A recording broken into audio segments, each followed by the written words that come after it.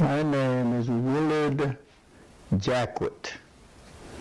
I was born in Louisiana, a little town called Sharonton, Louisiana, in St. Mary's Parish.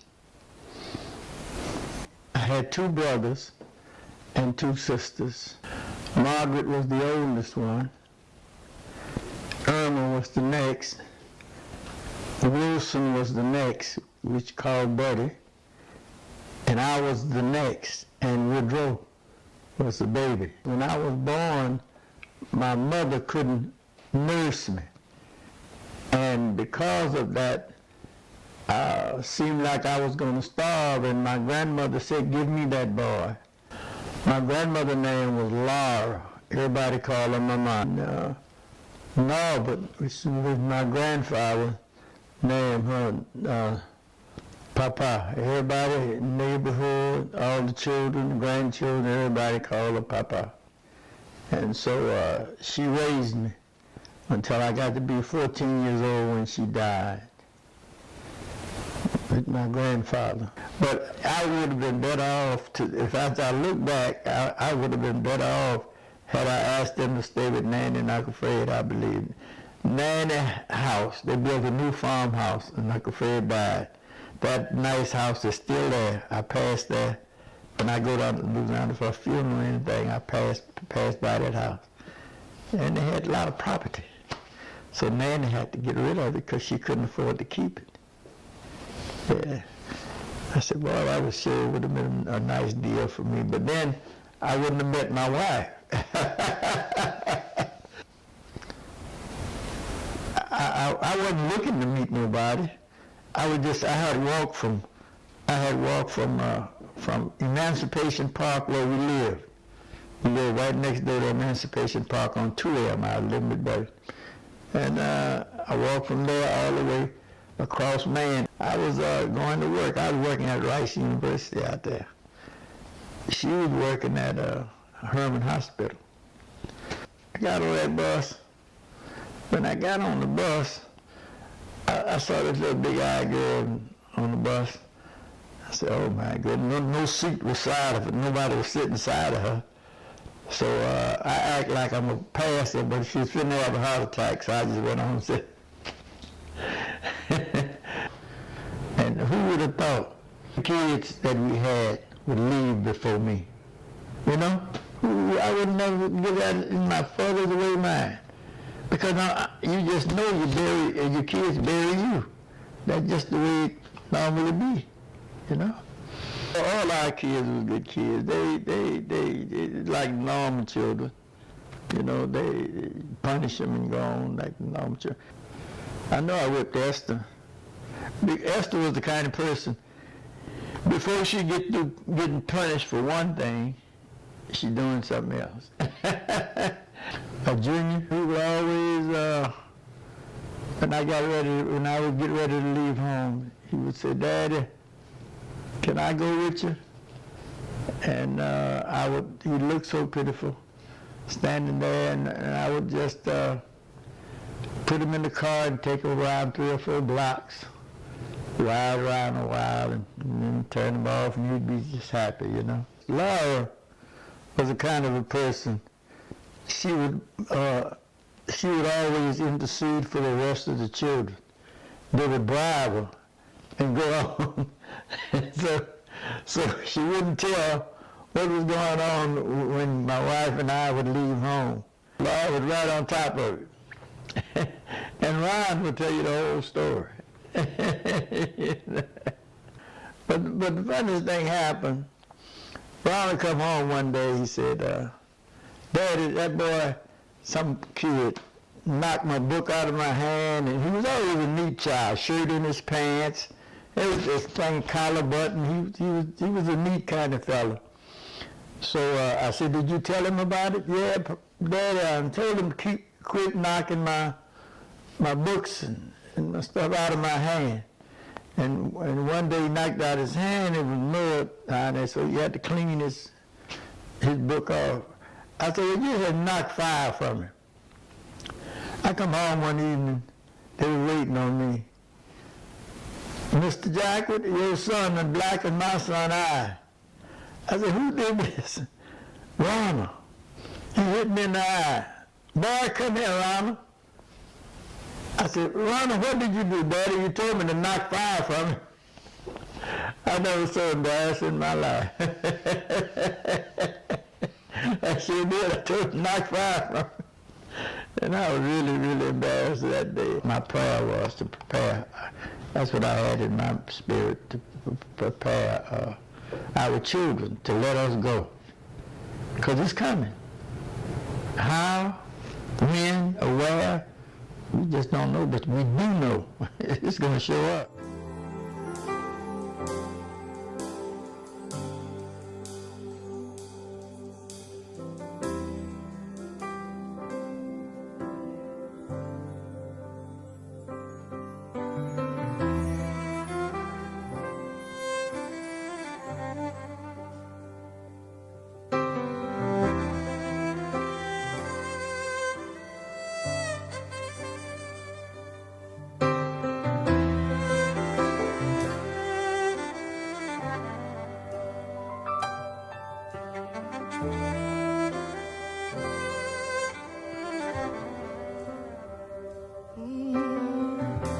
And it feels like home.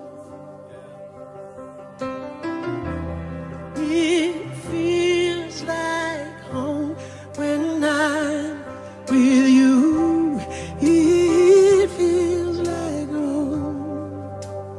Here in your love is where I belong. Your presence is all.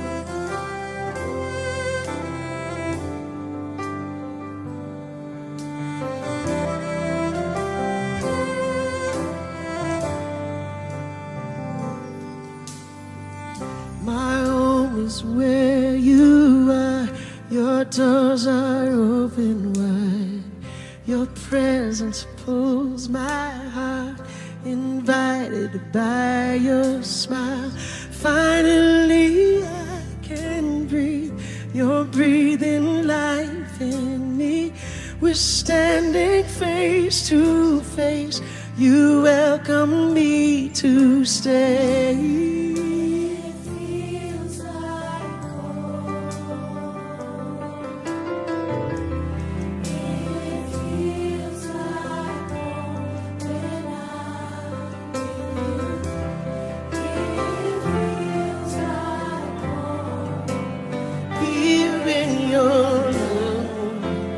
Where I belong, your presence is all.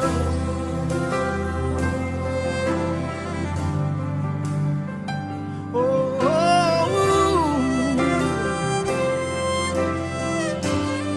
on, neighbor, you say, you never run away.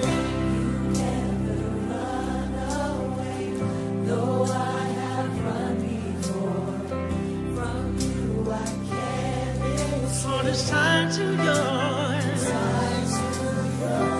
and like the prodigal, you look beyond my faults. Take me by my hand back to your heart again. It feels like home. Hey.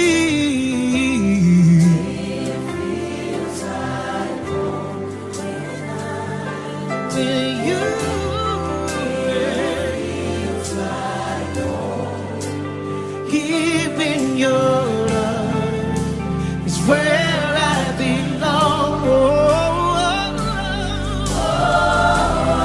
It feels like just like home, just like home. It feels like home when I'm with you.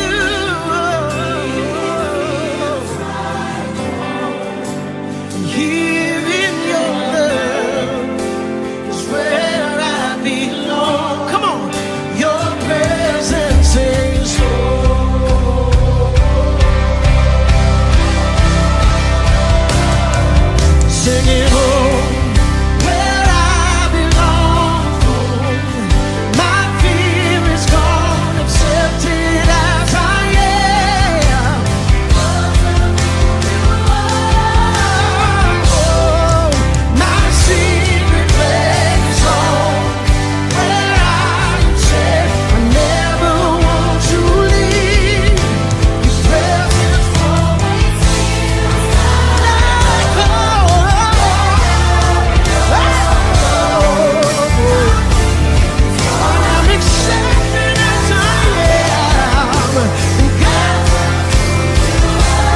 Just because of who you are.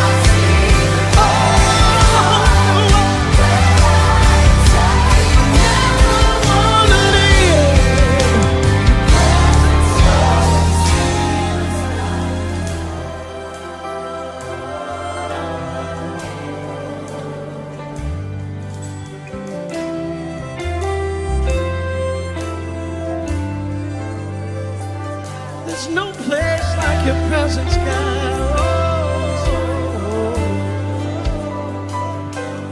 right here in your love, and I never wanna leave. I never wanna leave. I never wanna leave. I don't wanna play no games. I just wanna stay. I just wanna stay. I just wanna stay where you are. I just wanna stay. I just wanna stay. I just wanna stay where you are. I just wanna stay. I just wanna stay.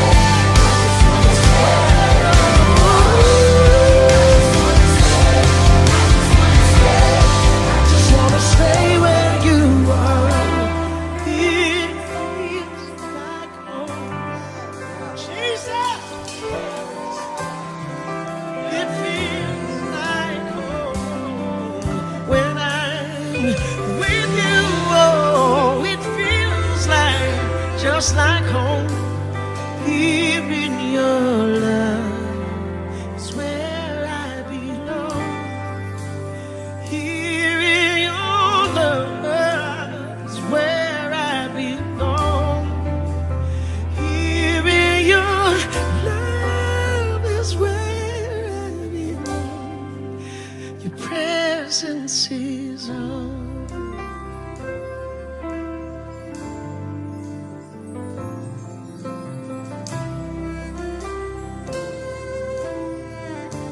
Wherever you are, that's where I'm gonna be, Lord.